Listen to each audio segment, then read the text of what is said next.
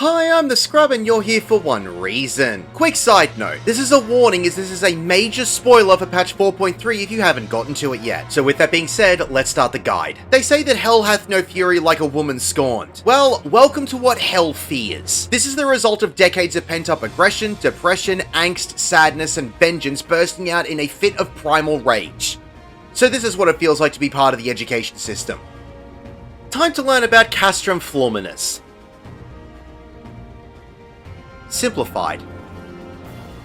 Torment unto death is a conal cleaving AoE tank buster. If you stand with a tank during this, you will be instantly removed from the realm of the living. If you get hit by anything avoidable in this fight, you'll receive a vuln stack. Tsushiki Asobi will spawn in golden fans around the arena, starting with the middle. Take note of which outside fan spawns first, as you'll need to stand next to that fan's AoE, which will be where the last fan will spawn in. After the middle fan goes off, you can move back into the center to avoid the outside AoEs. At the same time as this, Tsukuyomi will target one random party member and create a conal AoE called Steel of the Underworld. Dodge out of it as best you can. Reprimand is a room-wide AoE. Tsukuyomi will then turn to one side of the arena and cast Midnight Haze. She will create two clouds on opposite sides of the arena that will become targetable, tether together, and slowly start moving towards each other. If they manage to touch, they will both explode, giving everyone in the party 2 stacks of damage down, although they don't have a lot of health and can be defeated easily. When one has been defeated, the other one will immediately start casting 2 ashes. If this cast finishes, it will explode in a room-wide AoE and give everyone a damage down. At the same time as you will be defeating the clouds, one player will get a straight line stack marker with the cast Lead of the Underworld. Group up to soak the damage. After this, Tsukuyomi will move into the middle of the arena and cast Night Bloom. This is a raid-wide stun that will transition into the ad phase. When the ad phase starts, a bar labeled Suffering will appear and start to fill up. The longer the ads are kept alive, the more the bar will fill. If this bar fills up, it will wipe the group. Defeat all of the ads as fast as possible, especially Asayi, which you can continuously stab him in his stupid, condescending little motherfucker. When the Shade of Xenos arrives, it will knock back all players, and knockback immunity will not work for this. When Xenos becomes targetable, DPS him down quickly. It will send out room-wide AoEs as you're DPSing him down, so healers make sure that you keep an eye on everyone's health. When all of the ads have been defeated, the ultimate will be cast and phase 3 will begin. She will cast the moves Selenum and See and convert the arena into one half being light and the other half being dark. Depending on which side of the arena you stand on is what will determine which stacking debuff you will get. Standing in the light half will give you Moonlit, and standing in the dark half will give you Moonshadowed. These debuffs will slowly increase in stacks every 4 seconds. If you cross over to the other side, your debuff will change and your stacks will be reset to 1. You cannot stand in a particular half for long, as when you get to a stack of 5, you will be hit with a 15-second unreasonable bleeding debuff, and also be inflicted with Doom, which will expire in 5 seconds. If you do not cross over to the other side within these 5 seconds, you will instantly die. The easiest way to combat this is to not let yourself get close to 5 stacks. So you should cross over to the opposite side of the arena when your stacks reach either 3 or 4. 2 orbs will spawn in, 1 on each half of the arena. These will eventually create a donut AoE at their positions. These do overlap, so you can't stand in the middle of the arena. There are easy to reach safe zones away from them, but you can also just stand with the orb and you'll be okay. Right after this, one player will get a stack marker. If you get this, I'd recommend standing between both sides of the arena so other players can stack up but still have the opportunity to change their color if they need to. If you reach this phase a second time, the Midnight Haze clouds will be created on both sides of the arena, so you'll have to make sure that you DPS these down as well. She can also cast the conal AoE of Steel of the Underworld during this phase. After this, Tsukuyomi will either cast Anti-Twilight or Peraloon, which will be a hard-hitting room-wide. This will change the arena's floor back to the beginning of phase 3 and remove the Moonlit and Moonshadow debuffs. After another tank buster, Tsukuyomi will create the golden fans around the arena and give one player a stack marker. You'll need to do the same thing as you did in phase 1, except move as a group to dodge the fans and take the stack marker together. Mechanics of the fight will repeat until you get Tsukuyomi down below approximately 30%. This is when she will encase herself in a blood mood and hit everyone with a room-wide AoE called Dance of the Dead. This will transition into the final phase of the fight. Lunacy is a multiple hit stack marker. Everyone will need to stack up and share the damage for multiple hits. Then she will cast either Bright Blade or Dark Blade. Bright Blade will cleave the left side of wherever she is facing, and Dark Blade will cleave the right side of wherever she is facing. Just dodge to the opposite side to avoid the attack. From here, the tank busters, golden fans, room-wide AoE, stack markers, and half-room cleaves will repeat until Tsukuyomi has been defeated. Congratulations, you have defeated Tsukuyomi.